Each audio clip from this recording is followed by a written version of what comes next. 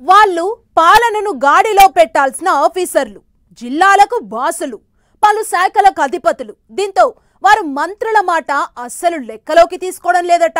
అంతెందుకు సీఎం హితబోధ చేసిన సబ్కా సున్నా అప్నా కర్నా అని తాము ఏం చెయ్యాలనుకుంటున్నారో అదే చేస్తున్నారంట. పలు కీలక శాఖల అధికారులు, పలువురు బ్యూరోక్రాట్స్ తీరు ప్రభుత్వ పెద్దలకు, మంత్రులకు హెడేక్గా మారిందట.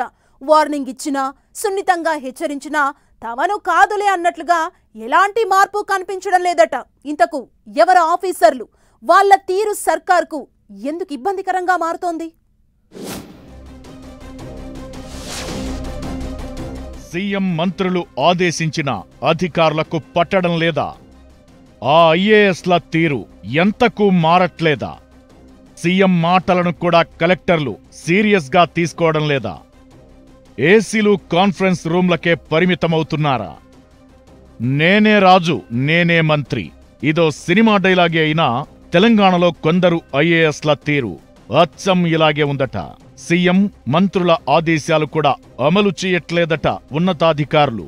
మంత్రులేదైనా విషయం చెబితే పిచ్చ లైట్ తీసుకుంటున్నారట. 2-3 మంత్రులకు ఆయా శాఖలపై పట్టు లేకపోవడం కూడా అధికారులకు అడ్వాంటేజ్గా మారిందట. అటు సీనియర్ మంత్రుల మాటలను కూడా మరికొందరు ఆఫీసర్లు అస్సలు పట్టించుకోవట్లేదట. చివరకు నిబంధనలకు లోబడే అయినా సరే తమ శాఖలోని ఒకరిద్దరు బదిలీలను కూడా చేసుకోలేకపోతున్నారట కొందరు అమాత్యులు. దీన్ని బట్టి అర్థం చేసుకోవచ్చు అధికారుల రాజ్యం ఎలా నడుస్తోందో. ఇంకొన్ని విషయాల్లో సీఎం రేవంత్ రెడ్డి మాటలను కూడా జిల్లా కలెక్టర్లు సీరియస్గా తీసుకోవడం లేదన్న చర్చ జరుగుతోంది. సీఎం రేవంత్ రెడ్డి ఓపెన్గా ఐఏఎస్ల మీద కీలక కామెంట్స్ చేసి ఏసీ రూమ్లకే పరిమితమవుతున్నారని ఆగ్రహం వ్యక్తం చేసినా అధికారుల తీరులో మార్పు రావడం లేదట. క్షేత్రస్థాయిలో పర్యటించాలని సీఎం పదే చెబుతున్నా కలెక్టర్లు ఆఫీసుల్లోనే మకాం వేస్తున్నారట. కొద్దిమంది కలెక్టర్లు మాత్రమే సీఎం ఆదేశాల ప్రకారం గ్రామాల్లో పర్యటించి సంక్షేమ పథకాల అమలు తీరును పర్యవేక్షిస్తున్నారట. ఏకంగా 19 జిల్లాల కలెక్టర్లు సీఎం ఆదేశాలను పట్టించుకున్న పాపాన పోలేదని ప్రభుత్వానికి రిపోర్ట్ చేరిందట. ఇక కొందరు అధికారుల తీరుతో సర్కారుపై కేసులు పెరిగిపోతున్నాయట. నిబంధనలను తుంగలో తొక్కుతూ అధికారులు వ్యవహరిస్తున్న తీరుతో ఉద్యోగులు కోర్టు మెట్లు ఎక్కుతుండటం పెరిగిపోయిందనే టాక్ నడుస్తోంది.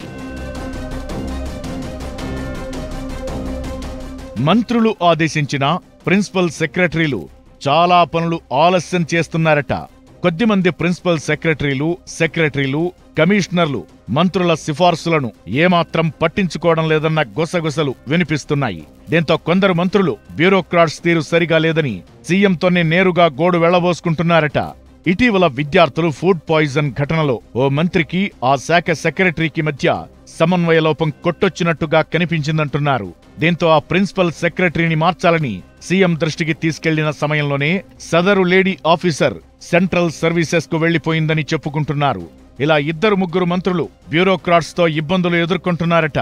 యూరియాపై కూడా ఆ శాఖ ఉన్నతాధికారులు సరైన ప్రణాళికలు చేయకపోవడమే రైతుల ఆందోళనలకు కారణమని భావిస్తున్నారట.